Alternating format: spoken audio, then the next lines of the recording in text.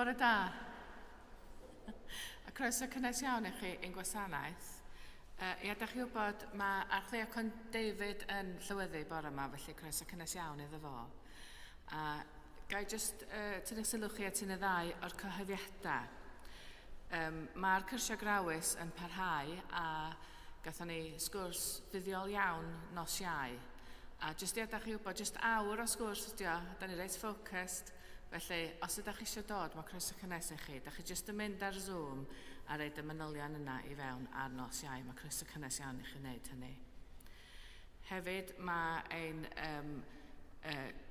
ddim gwyl gerdd, ond mae ein rhaglen doniau yn parhau, a felly mae gyda ni The Gentle Good amser cinio dydd Iau, a mae Gareth yn deitha fi bod nhw'n wych, felly gai annog i chi i droi fyny i doniau. Felly gan ni dreulio rwan chydig amser yn paratoi yn hunain ar gyfer y gwasanaeth.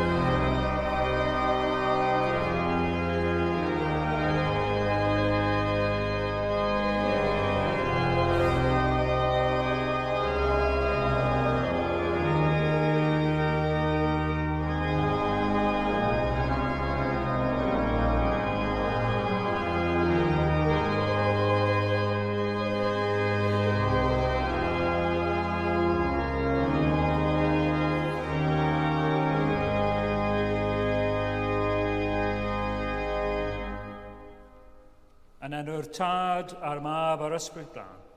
Amen. Oed i ras a ddangnewydd Duw, sy'n llawn tystyr ei athrionedd a sy'n ei galw i dy gwelyd ato a'r holl galon, foda gyda chwi o. Dad nefel, y mae bob caron yn agorod y thi, ni acwn gythyr yn ddim o ddiwrthi. Na'n hae ni a fflam dy ysbryd glân, yn mwyn i ni dygaru a thaddoli'n ffyddlon, trwy Iesu Grist ein haglo. Wrth i ni ymgynnull i'r Cymun Bendigaid hwn, bwyd i ni ymglywed a galwad y Garawys, am drwyedigaeth ein colonnau, tra eddefwn ein pechodau, a cheisio cymod a Duw ac a'n gilydd.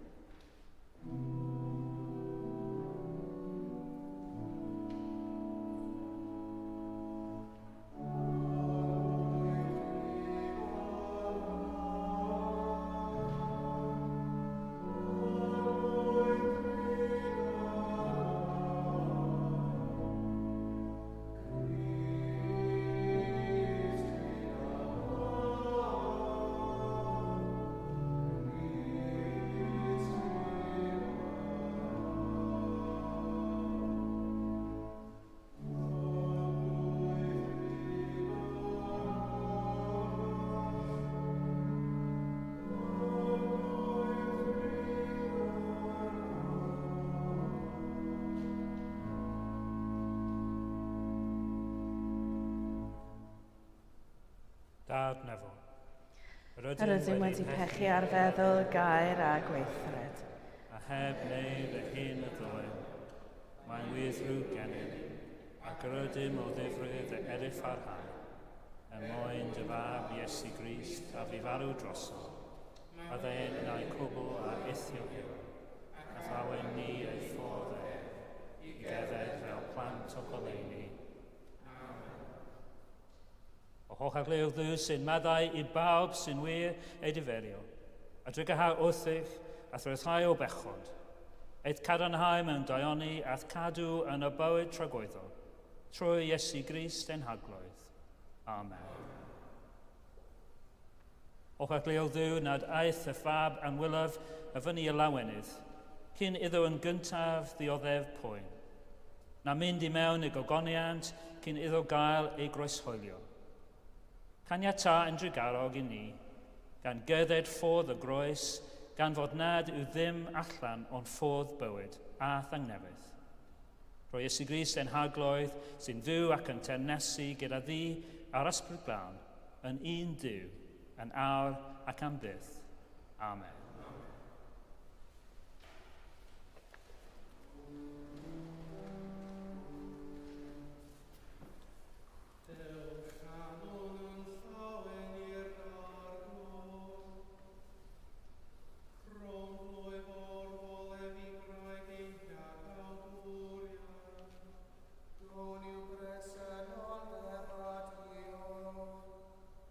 Gorfod lefel yn goach a neon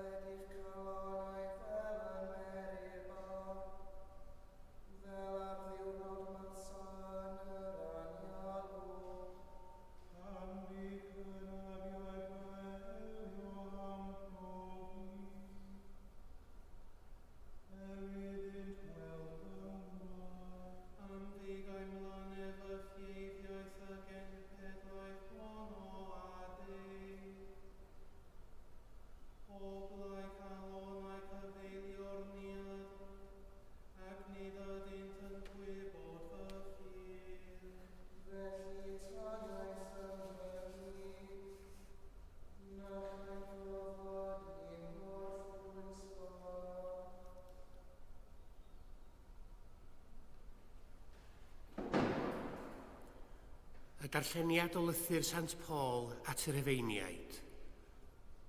Oherwydd ein bod wedi ein cyfiawnhau trwy ffydd, y mae gennym heddwch a Duw trwy ein harglwydd Iesu Grist.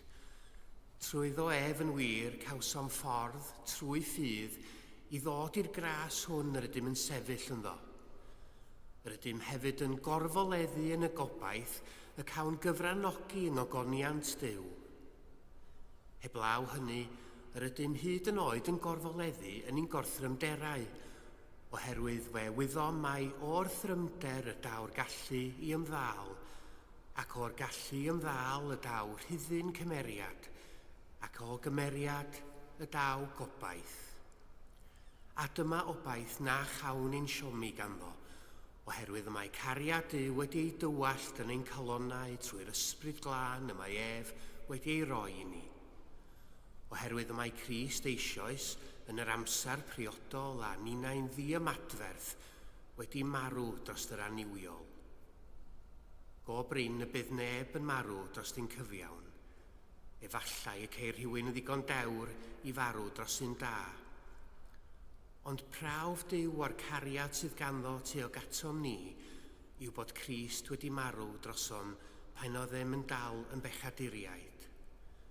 A ninnau yn awr wedi ein cyfiawnhau trwy ei waed ef, y mae'n sicrach fyth y cawn ni'n hachub trwy ef rhag ydi gofaint. Oherwydd, os cymodwyd ni a Duw trwy farwolaeth ei fab pan oedd ddim yn elynion, y mae'n sicrach fyth ar ôl ein cymodi y cawn ni'n hachub trwy ei fywyd. Ond heblaw hynny, yr ydym hefyd yn gorfoleddu yn yw trwy ein harglwydd Iesu Grist. Trwyddo ef yr ydym yn awr wedi derbyn y cymod. Dyma air yr arglwydd. Diolch efo iddi.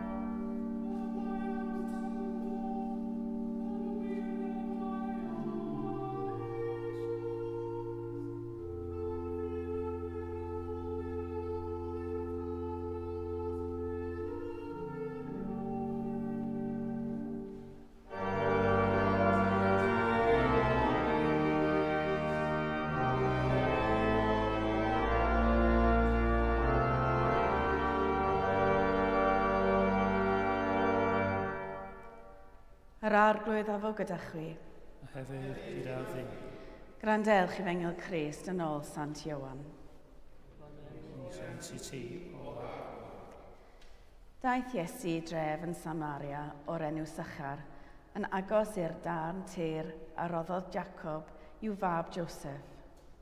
Yno, yr oedd ffynon Jacob, a chan fod Iesu wedi blino ar ôl ei daith, eisteddodd i lawr wrth y ffynon. Roedd hi tua hanner dydd. Dyma wraig o Samaria yn dod yno i dynnu dŵr. Meddai Iesu wrthi, rhow i mi beth i'w yfed. Yr oedd ei ddisgyblion wedi mynd i'r dref i brynu bwyd. A dyma wraig o Samaria yn dweud wrtho, sut yr wyt ti, a thithan iddew, yn gofyn am rhywbeth i'w yfed gen i fi, a minnau'n wraig o Samaria. Wrth gwrs, ni bydd yr Iddewon yn rhannu un llestri a Samariaid.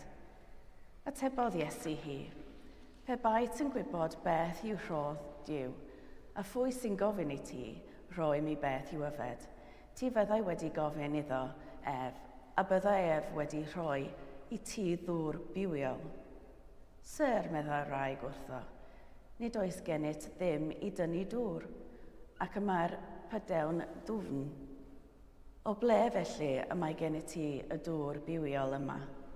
A wyt ti'n fyw na Jacob ein tad ni a roddodd y pydew i ni?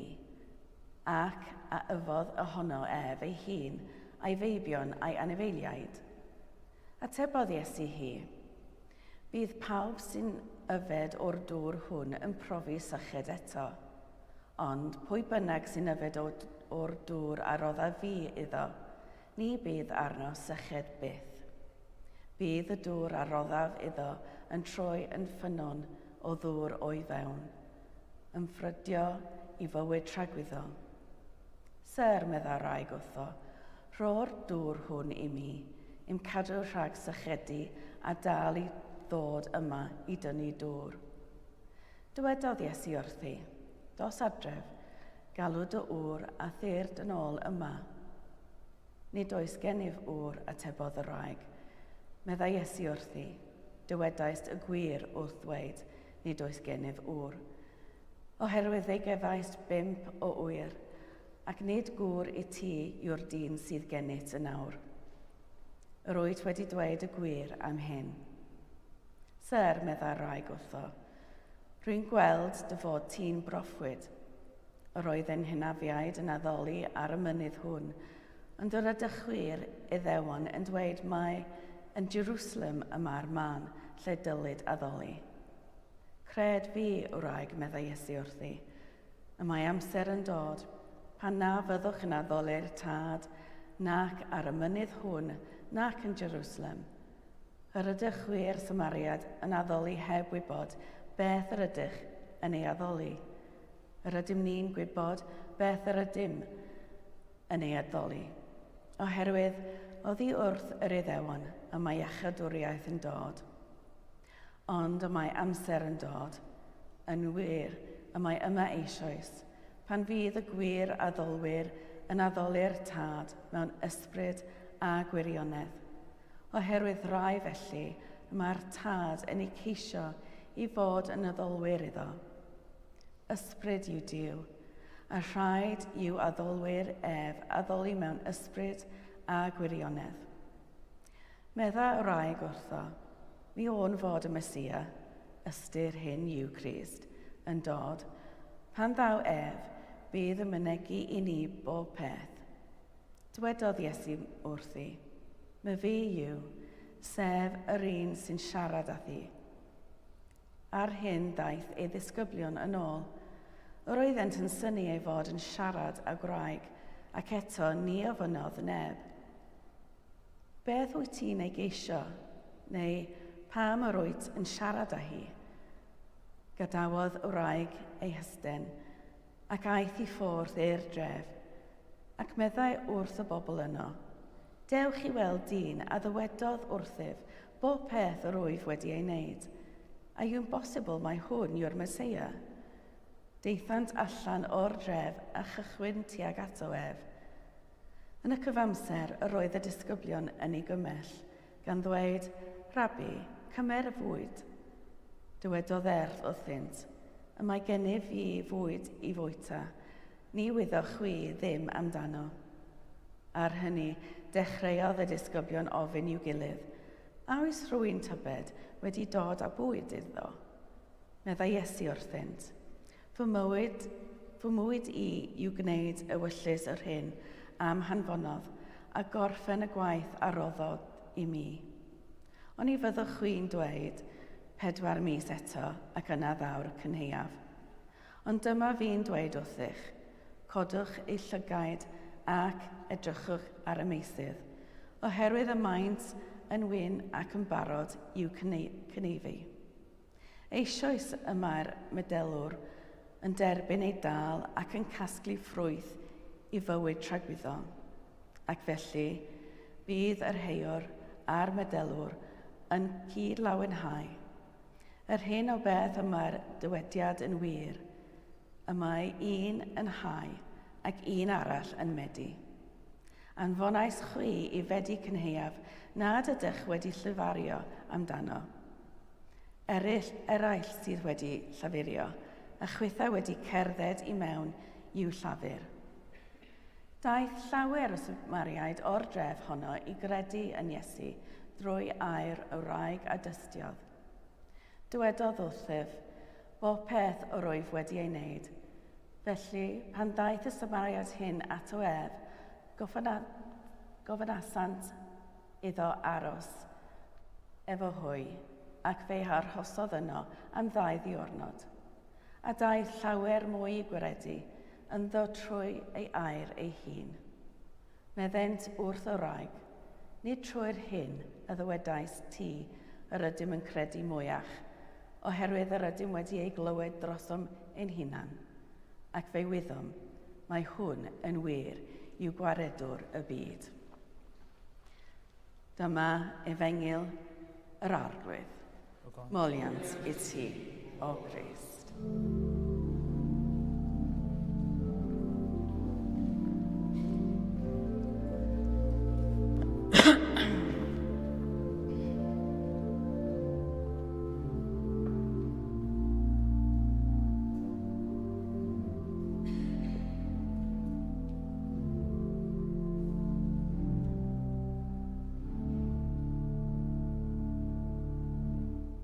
Oedym i siarad yn enw'r Duw byw, y Tad, y Mab, yr Ysbryd Glân.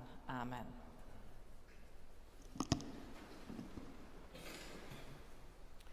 Ychydig o wythnosau nôl nes i gyfarfod efo arweinydd y bugeiliaid stryd, y Street Pastors yma yn Fangor.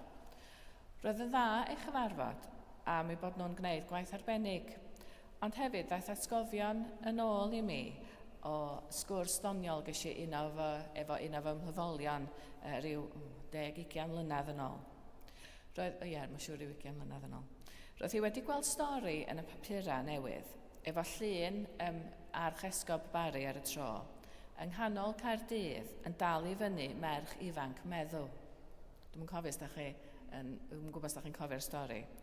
Doedd hi methu dall sut bod o fel archesgob wedi cael tynnu lun yn y fath sefyllfa. Ond os ydych chi'n edrych yn nes, roedd y stori go iawn yn hollol wahanol. Roedd Bari, oedd yn archesgob ar y tro, wedi bod allan efo'r bugeiliaid stryd. A fel ydych chi'n gwybod, maen nhw'n dosbarthu poteli dŵr a sgidiau fflat i ferchaid ac yn gwrando ar bobl pan maen nhw isio cael gair am y bath. Ond ar yr olwg gyntaf, wel, roeddech chi'n meddwl, be ar y ddeiar mae Archesgob Cymru yn ei wneud yng nghanol merchaid ifanc meddw ar nos Sadwrn yng Nghaerdydd. Wel, mae'r stori yma am Iesu a'r wraig o Samaria yn debyg, golygfa hollol anisgwyl, arweinydd crefyddol a merch efo chydig o enw drwg. Roedd hi, fel da ni newydd glwad, wedi cael 5 gŵr ac yn byw fo dyn arall, ac ar ben hynny roedd hi'n Samariad. Roedd y Samariaid yn un o lwythau Israel ar y dechrau, ond ar ôl y geithglyd i Babylon yn yr 8fed ganrif, fe wnaethon nhw aros ar ôl yn ngogledd y gwlad. Roedden nhw ond yn derbyn y 5 llyfr cyntaf o'r Hen Testament. A pan ddaeth y gweddill o'r Israeliaid yn ôl ac ail adeiladu deml yn Jerusalem, fe wrthodwyd y Samariad. Roedd yr Israeliaid hefyd yn eu cyhuddo nhw o gymysgu efo paganiaid ac efo pobl oedd ddim yn Iddewon. Felly, fe adeiladodd nhw eu teml eu hunain ar fynydd Gerazim, ger ffynon Jacob. Ac fel sy'n digwydd mor aml rhwng bobl sydd yn perthyn ei gilydd neu reit agos i'w gilydd, fe wnaeth yr Iddewon a'r Samariaid gorbwysleisio y gwahaniaethau rhwngthyn nhw. Roedd yr Iddewon yn meddwl bod nhw'n well na'r Samariaid, a oedd y Samariaid yn gwybod bod yr Iddewon yn edrych i lawr arnyn nhw fel pobl eilradd. Ond roedd y Samariaid hefyd yn hollol argyhoeddiedig mae nhw oedd yn iawn. Mae ar fynydd Gerazim oedd presenoldeb Duw i'w gael. Ac mae Jacob oedd wedi rhoi'r ffynon hon iddyn nhw, lle oedd efo llawer o arwyddocâd, traddodiad ac etifeddiaeth iddyn nhw fel pobl. Ond beth am y ferch yma'n benodol? Wel, mae'n debyg bod hi'n cael ei eithrio gan y Samariaid hefyd am ei bod wedi cael 5 gŵr. Ac os oedd Iesu'n torri'r rheolau cymdeithasol trwy siarad ar ben ei hun efo merch, wel, roedd siarad efo hon yn dipyn o sgandal. Ond un o'r pethau sy'n amlwg yw'r sbarc rhyngddo fo a'r wraig os ydyn ni'n gwrando'n ofalus ar y darlleniad. Mae'n atgoffa fi o un o fy hoff ffilmiau, dwi'n gwybod os da chdi weld o, Lost in Translation, ffilm oedd allan illa rhyw 15 mlynedd yn ôl. Am y cyfeillgarwch annisgwyl sy'n tyfu rhwng cymeriadau Bill Murray a Scarlett Johansson. Os mae'n dweud enw i, Johansson? Ie, na chi. Mae'r ddau ohonyn nhw'n unig ac yn bod mewn gwesty yn Tokyo. A wrth gwrs, os da chi'n gwybod am yr actorion, mae yna ddipyn o gwahaniaeth oed yn nhw hefyd. Ond yn sydyn, mae yna rhywbeth dyfnach yn digwydd, rhyw fath o ryw connection, am fod y ddau yn chwilio am rhywbeth na fedrwn nhw ei fynegu yn iawn. A dyna sy'n digwydd yma yn y stori da ni newydd glywed, rhyw fath o connection, a dau ddieithrin yn siarad yn agored ac yn ddifn efo'i gilydd. Roedd y ferch wrth y ffynon eisiau gwybod, rydych chi ryw ddewon yn deud fod rhaid addoli yn Jerusalem, ond dyma lle addolodd ein hynafiaid ni, yma yn lle oedden nhw. Lle yn union ddylsan ni addoli felly. Ac mae Iesu'n ateb, fedrwch chi addoli Duw yn rwla, a ddim yn unig hynny, rwy ti rwan yn sefyll wyneb yn wyneb efo'r Meseia. I fi, mae'r stori yma'n deud pethau sy'n ymddangos yn groes i'w gilydd. Ar y naill law mae'n deud bod modd dod o hyd i Dduw yng nghanol y pethau bach bob dydd, y ffynon hon, y mynydd hwn, y sgwrs hon. Ond ar y llaw arall, mae'r sgwrs hefyd yn tynnu ein sylw at fyd lle nad oes ffiniau pendant. Mae yna realiti ysbrydol sydd ym mhob man ac ym mhob peth. Swn i'n licio meddwl bod addoli mewn ysbryd ac mewn gwirionedd hefyd yn pwyntio at fyd heb labeli, at fyd lle mae pobl yn cael eu caru, nid eu stigmateiddio, lle nad yw diwinyddiaeth yn torri perthnasau rhwng pobl, lle mae gwahaniaethau yn cael eu dathlu, nid ei gorbwysleisio mwyn eithrio pobl. Tydi'r math yma o ddoliad mewn ysbryd a gwirionedd ddim yma'n llawn eto, da ni'n gwybod hynny dydan. Ond pan ydyn ni'n medru goresgyn labelau a dadla dibwys am lle a sut i addoli, rydyn ni'n cael cipolwg arno fo. Yn ôl yr Efengyl heddiw, mae sut ydyn ni'n addoli a lle ydyn ni'n addoli yn ddibwys. Be sy'n bwysig ydy ein bod ni yn addoli. A rydyn ni hefyd yn medru dod o hyd i Dduw yn y fan hyn rwan, yn y lle yma, yn yr eiliad yma. Mae'n hawdd wrth gwrs gwybod hynny mewn cadeirlan, ond rydyn ni hefyd yn medru profi Duw yn y gardd Beibl, lle mae'r bin rybish dros bob man, ar y stryd fawr ym Mangor, da ni'n medru ffeindio Duw yn yr ysbyty, da ni'n medru ffeindio Duw yn ein lle gwaith, da ni'n medru ffeindio Duw adra. Ond pa fath o Dduw ydyn ni'n ei ddarganfod? Mae'r ddelwedd o ddŵr byw, ffynon sydd byth yn darfod, yn awgrymu Duw sy'n llawn dop o heilioni heb ddiwedd. Mae'r Duw byw yma'n tarddu o'n mewn ni os da ni'n gadael iddo fo. Felly, does gan y cwestiwn ble mae Duw i'w gael, ddim llawer o synwyr. Mae Duw i'w gael ble bynnag yda ni. Os ydy o bob amser yma, yn y sgwrs yma, yn yr eiliad yma, wel, mae dadleuon diwynyddol fel hyn yn dechrau colli eu pwrpas. A rydyn ni hefyd drwy ein geiriau a'n gweithredoedd yn cael ein galw i bwyntio at y Duw yma. Duw'r foment hon, y lle hwn, y sgwrs hon. Duw sy'n ein dal ni i gyd ac yn rhoi urddas i ni yn ei nerth ac yn ein gwendid, yn ein bregistrwydd ac yn ein cryfder. Felly, be mae Iesu'n trio deud ydy, dydy'r gorffennol ddim yn cyfri. Dyma ydy un o negeseuon y sgwrs yma. Roedd y ferch o Samaria wedi cael ei eithrio yn eich ymdeithas am ei bod yn byw efo y chwechad dyn erbyn hyn. Ond mae gan Iesu lot fwy o ddiddordeb yn ein dyfodol ni na'n gorffennol. Unwaith eto, wsos yma, da ni wedi bod yn cael amser braidd yn anodd yn yr esgobaeth efo adroddiad arall beirniadol yn dod allan. Ond neges yr Efengyl i ni heddiw ydy, mae Duw yn gwirdroi ein cywilydd a'n gwarth ac yn rhoi urddas a chariad i ni. Dim ots am y gorffennol, be sy'n bwysig ydy fod yn aeddoliad ni yn ddi-ffiant mewn ysbryd a gwirionedd, a'n bod yn agored i gariad Duw, cariad sy'n gorlifo ac yn para am byth. Felly cwestiwn i orffan y bregath. Ydych chi yn nabod y cariad hwnnw, y cariad ma sy'n tarddu o'n mewn ac yn gorlifo. Dim ots os na'r ateb ydy na ddim cweit, achos mae hwn yn rhywbeth yn siwrna ar hyd yn bywydau i ddod i adnabod ac i wybod am cariad Duw, cariad mor anrheithol tuag ato ni. Yn enw Duw, yn Dad, Mab ac Ysbryd Glân. Amen.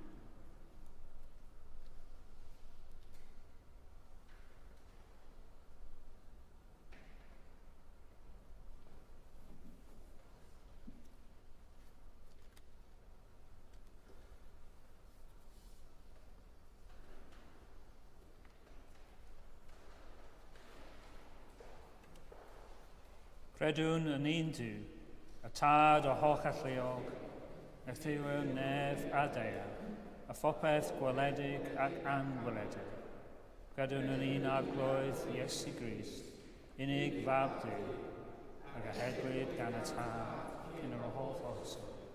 Duw o ddiw, llewig o lewig, wyddw o wyddw, wedi ei gynhedlu, nid wedi ei neithu, ac yn hanfod ar tad, a thrwydd o ef yn aed popeth, ein mwyn i ni yn hiacadorion, disgynydd o nefyn, trwy nes dy'r Ysbryd Glân, aeth y nawd o fair fwy, ac fe wneud y ddyn, yr croesholid drosom dan Pontius Pilate, i ddefod angau a fe clafo, ac gyfodod y trydydd dyd yn ôl yr ysgrythio, ac yr ysgod o'r unig, ac yma yn eistedd at y theil y tad, a dawd a cefn mewn gogoniant, fan i byw a Mary, ac ar ei denas ni bydd diwedd.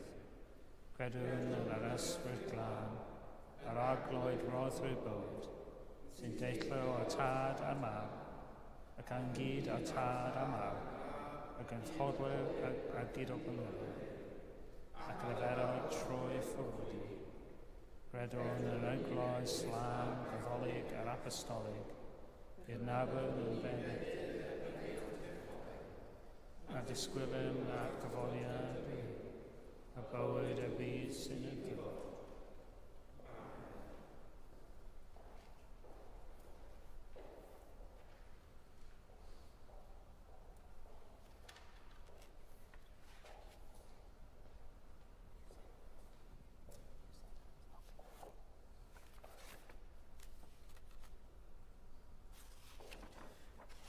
Trwy gadael y groslon o'r arglwydd, ar a fuddigio y llawn ffwrloneb, a foedd i ni fydd anghofio e hoff endithion, wrth i ni geisio e fan y mwyn gothrymedig, a fydde'n ti bawb sy'n preswylio yn cysgod angau a gadael i cob i'r holl bobl.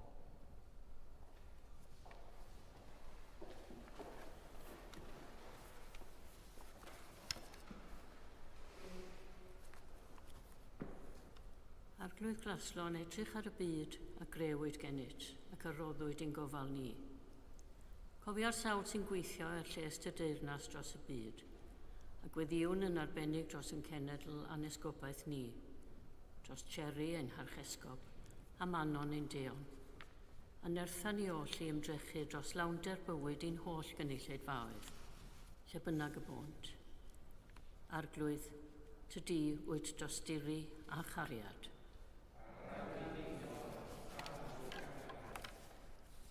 Dywysog tangnefedd, rhoi ni ras i beidio melltithio trwy llwch rhyfel, ond yn hytrach i oleio canwyll heddwch. Cofia bawb sy'n dioddef ofn a braw yn y dwyrain canol, yn Rwsia ac Wcrain. Y bod cymod yn goresgyn gwrthdaro, ac arweinwyr y byd yn gweld goleuni, ac yn bod yn barod i ddilyn llwybr heddwch. Arglwydd, tydi wyt dosturi a chariad.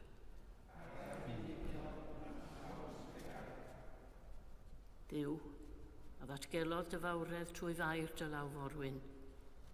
Heddiw ar ddiwrnod rhyngwladol y menywod, gawn ni gofio a dathlu'r merched sydd, trwy hanes a hyd y dydd heddiw, wedi cynnal a hyrwyddo'r ffydd.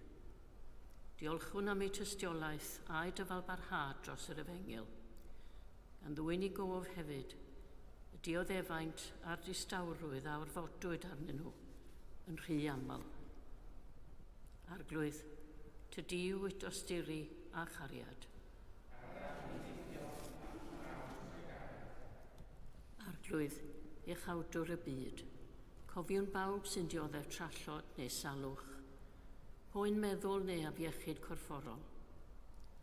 A bendithia hefyd waith y sawl sy'n rhoi o'i hamser i ofalu am y cleifion a'i hymgeleddu.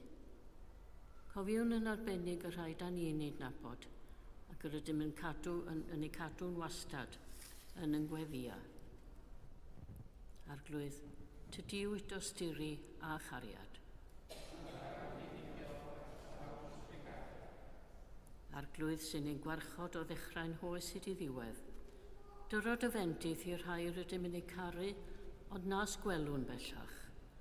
Yn y gobaith sicr o aduniad gyda hwy mewn gogoniant. Gorffwys tragwyddol dy roeddynt oedd arglwydd. Gorffwysed hwy mewn tangnefedd. Arglwydd yw, yr wyt yn gyfoethog mewn tregaredd. Erfyniwn am dy tregaredd yn awr, wrth i ni weddio dros yr eglwys a'r byd. Tywallt y fendithion arnom, fel y glynom yn ffyddlon wrth dair. Gofynnwn hyn trwy Iesu Grist ein harglwydd.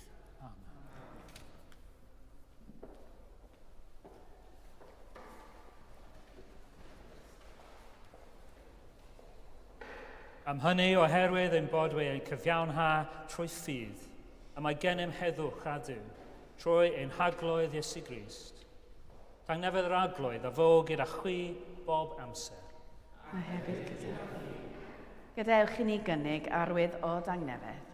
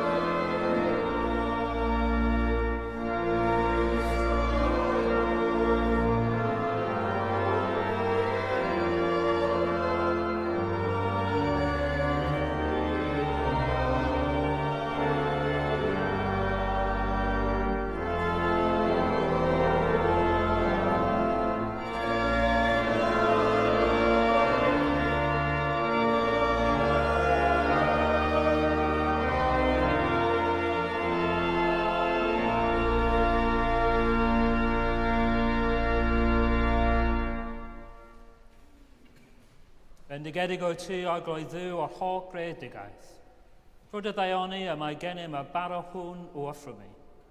Frodd y dear a gwaith dwylo dymol, fe ddaw i ni a fara bywyd. Bendigedig o'i tu agloedd ddiw o holl dre gydaeth. Troed y ddaioni y mae gennym dy gwyn hwn i'r offro mi.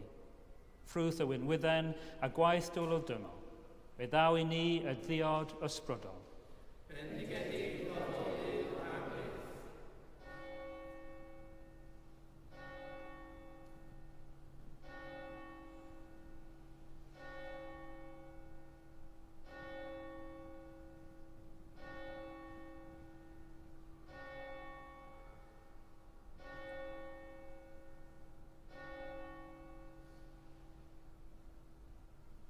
Yr aglwydd a fo gyda chwi.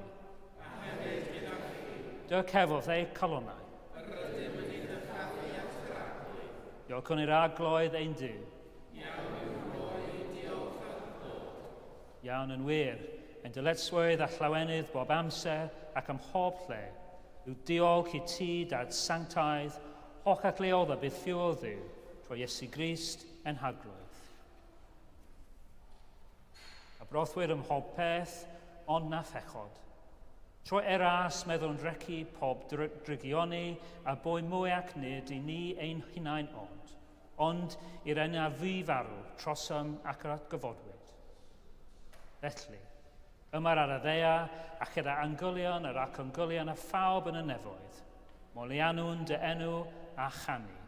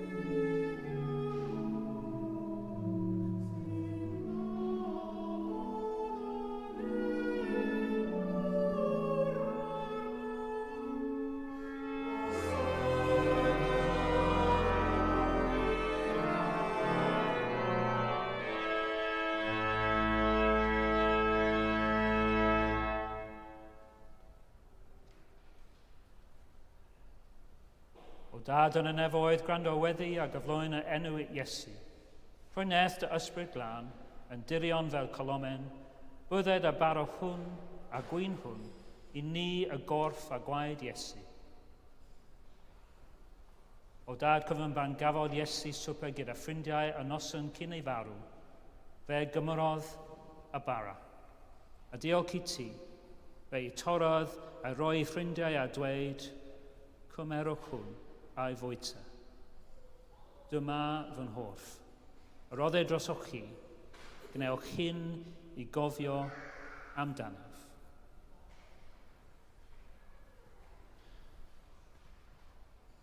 Ar ôl swper, fe gymerodd Iesu y cwpan gwyn. Diolchodd i ti a roedd ffrindiau a dweud, Yfwch o cwpan hwn bob un ohono, a mae hwn yn fy ngwaed, yr addewid newydd o gariad Duw. Gnewch hyn bob tro rwyf y cef i gofio amdanaf.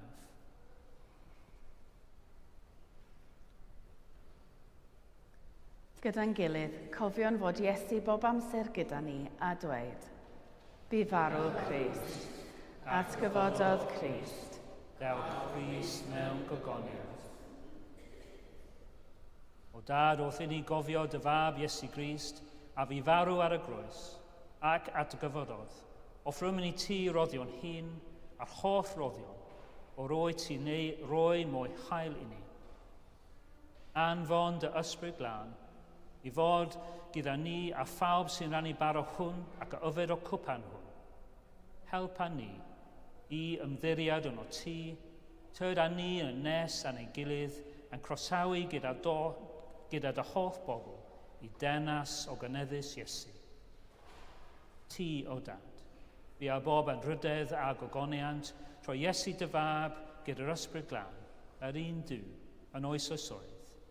Amen. Fel y dysgodd e hiacawdwni, gwyddwn yn hyderus. Ein tad. Sancteiddio dy enw, deled dy denas, anelad a wellus, megis yn y nef, felly ar y dde hefyd. Dylw i ni heddiw ein barod benyddio, a meddai i ni yn dyledion, fel y myddeu'n ninnau i'n dyledwyr, ac a gawain ni brofedigaeth, eith y gwared ni rhag drwy, gan y seidw ti o denas, ac allu a gagoniaeth, a oes oesoedd.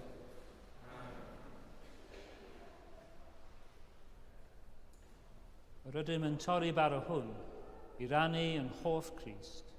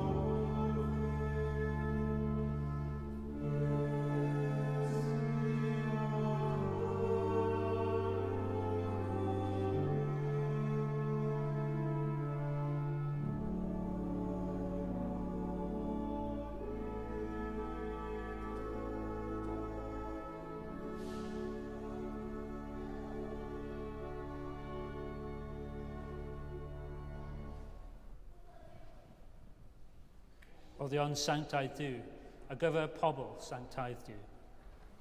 Y mae Iesu Grist yn sanctaeth, y mae Iesu Grist yn arglwydd, e gogonian Duw da.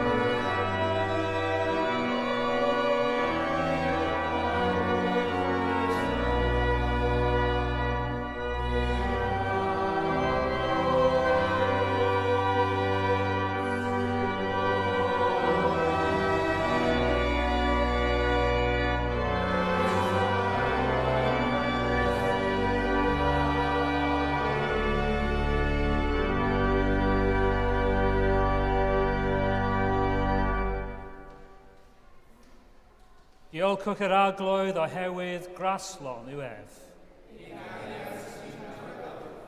Ddiw tragweddol, cysur a gymen, y iacawr o drithiau. Wrthais ni wrth ffwrdd bywyd a gobaith. Dysgu ni lwbrau adfynder a thangnefedd, mwyn i holl fywyd gadnabod tenas dy fawr, Iesu Grist ein haglwydd. Yr aglwydd a fo gyda chwi. Roedd Cris ras i chwi i gynhyn mewn sancteiddwydd i yma'r ac chwi ein hunan, ac i goddi ei groes a'i ddilyn ef, a bendith diw holl allleog a tad, a mab yr ysbryd glân, o fo yn ei plith ac a drigo gyda chwi yn wastad. Amen. A gymodwyd a Diw trwy Grist, ac ynaid y greadigaeth newydd, ewch mewn tangnefedd i garu a gwasanaethu'r arglwydd. Yn enw Crist. Amen.